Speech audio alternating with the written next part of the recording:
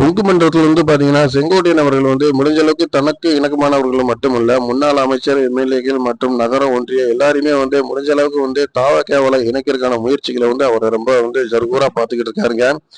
இங்க பாத்தீங்கன்னா சேகரிக்க குழு மட்டுமல்ல, பொதுக்குழு கூட்டத்திலேயே எடப்பாடி அவர்கள் என்ன சொல்லியிருக்காரு அப்படின்னு பாத்தீங்கன்னா, ஒரு பக்கம் ஸ்டாலின் அவர்கள் அவர் விமர்சனம் செஞ்சாலும் கூட, இன்னொரு பக்கம் செங்கோட்டையன் அவர்களுக்கு செக் வைக்கிற மாதிரி தான் பேசியிருக்காரு.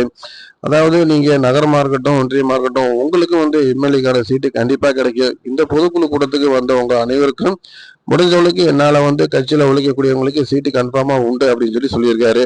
ஸோ இது மூலியமா அவர் என்ன சொல்ல வர்றாரு அப்படின்னு பாத்தீங்கன்னா, தாவேகாவுக்கு யார் கூப்பிட்டாலும் நீங்க போகாம இருந்தீங்கன்னா உங்களுக்கு சட்டமன்ற உறுப்பினரான வாய்ப்புகள் உண்டு அப்படின்னு ரொம்ப ஆணித்தரமா ஒரு விஷயத்த பதிவு பண்ணியிருக்காருங்க. அதே நேரத்துல சமீபத்துல பாத்தீங்கன்னா செங்கோட்டையனோட அண்ணன் மகன் கூட என்ன பண்ணியிருக்காருன்னா, ஏடிஎம்கேவிலே திரும்ப இணைஞ்சிருக்காரு. அவர் கண்டிப்பா நம்மளுக்கு இந்த ட்ரிப் சீட்டு கிடைக்கும் அப்படின்ற ஒரு நம்பிக்கையில இருக்காருங்க. ஸோ பாத்தீங்கன்னா சதுரங்கம் பாத்தீங்கன்னா ரெண்டு கட்சியிலுமே பயங்கரமா ஓடிக்கிட்டு இருக்கு. இது ஒரு புறம் இருந்தாலும் கூட புதுச்சேரிக்கு விஜய் அவர்கள் பிரச்சாரத்துக்கு போயிருக்காரு.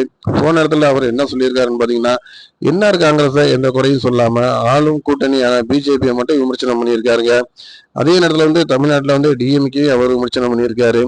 ஸோ உள்கட்டமைப்பை செய்யறதுக்கான முயற்சி அந்த கட்சியிலேயே அவங்க செயல்படுத்த ஆரம்பிச்சுட்டாங்க. அதே நேரத்தில் பாத்தீங்கன்னா டிஎம்கேலையும் பாத்தீங்கன்னா கட்சி பணிகளை மும்பரமா செய்யக்கூடிய வேலைகளை நம்ம பிரமாதமா பார்த்துக்கிட்டு இருக்காங்க அப்படின்னே சொல்லலாம். அதாவது உள்கட்ட அமைப்புகளை. ஸோ ஒவ்வொரு கட்சியும் பாத்தீங்கன்னா தன்னுடைய உள்கட்டமைப்பை சரியா பயன்படுத்திக்கிட்டு அடுத்த கட்டத்தை நகர்வுக்காக நோக்கி போயிட்டு இருக்காங்க. 2026 சட்டமன்ற எலெக்ஷனை பொறுத்த வரைக்கும் 4 போட்டி கண்டிப்பா நம்ம தமிழ்நாட்டில் உண்டு அப்படிங்கிறது எந்த வித மாற்று கருத்தும் கிடையாது. ஒவ்வொருத்தவங்களுக்கு எவ்வளவு வாக்கு வங்கி சதவீதம் கிடைக்குதோ அதை வச்சுதான் அவங்க அடுத்த ஒரு நல்ல ஒரு முன்னேற்றத்துக்கு கொண்டு போக முடியும் அப்படிங்கிறத இந்த வீடியோ மூலம் நம்ம தெரிவிச்சுக்கிறோம். பிடிச்சிருந்துச்சுன்னா வீடியோ பாருங்க, லைக் பண்ணுங்க, ஷேர் பண்ணுங்க, சப்ஸ்கிரைப் பண்ணுங்க.